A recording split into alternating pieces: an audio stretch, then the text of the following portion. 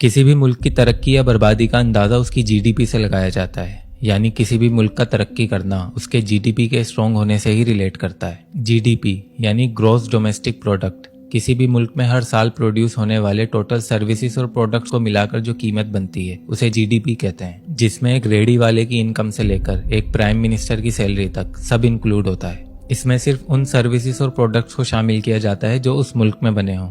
इसमें इंपोर्ट्स को शामिल नहीं किया जाता। मिसाल के तौर पर एक शर्ट जो पाकिस्तान में बनती है और अमेरिका में सेल होती है वो हमारी जीडीपी में काउंट होगी, और एक कार जो अमेरिका में बनती है और पाकिस्तान में सेल होती है वो हमारी जीडीपी में काउंट नहीं होगी। पाकिस्तान एक्सपोर्ट के नाम पर बस चावल, आम, फुटबॉल्स और मेनली टेक्सटाइल पर रिलाय करता है, जबकि एक साबुन से लेकर एक बिस्किट तक, एक मोटरसाइकिल से लेकर हवाई जहाज तक, एक बंदूक से लेकर आर्मी टैंक तक, हेलीकॉप्टर से लेकर फाइटर जेट तक, यहाँ तक के education system, judiciary, police, army, rangers और यहाँ तक कि क्रिकेट भी हमारी अपनी इजाद नहीं, ये सब अंग्रेज छोड़कर गए थे। क्या आपको याद है आपने कभी किसी चीज पर मेड इन पाकिस्तान लिखा हुआ देखा हो? मैं आपको पूरा दिन भी दूं तो आप मुझे 10 बड़े प्रोडक्ट नहीं गिनवा पाएंगे। इसीलिए आज हमारी जीडीपी का 93% हिस्सा कर्जे में डूबा हुआ है। और दूसरी तरफ इंडिया आज दुनिया की तीसरी फास्टेस्ट ग्रोइंग इकोनॉमी बन चुका है, जिसके पीछे उनका बस एक फार्मूला है, make in India. Electric car से लेकर स्पेस रॉकेट तक आज उन्होंने हर चीज अपने घर में बना ली है। और रही बात हमारी जीडीपी की,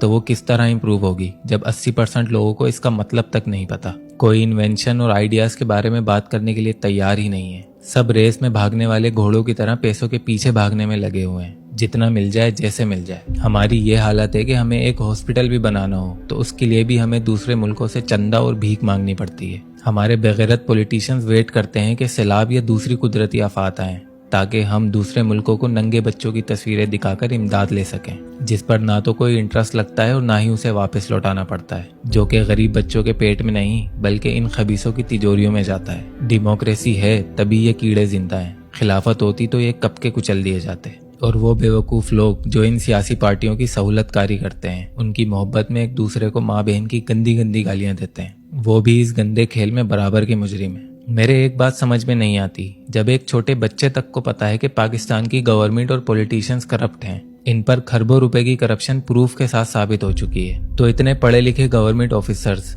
पुलिस, आर्मी और रेंजर्स के एहलकारों और बड़े बड़े अफसरों को इस बात का अभी तक नहीं पता, या उन्हें बस अपनी नौकरी और रिटायरमेंट के बाद मिलने वाली पेंशन से ही मतलब है? नहीं, आपको सब पता है, बस आप अपनी आंखों पे हाथ रखे हुए हैं और हुक्म मिलने पर आप मुझे भी मारते हुए लेकर जाने में शर्म महसूस नहीं करेंगे।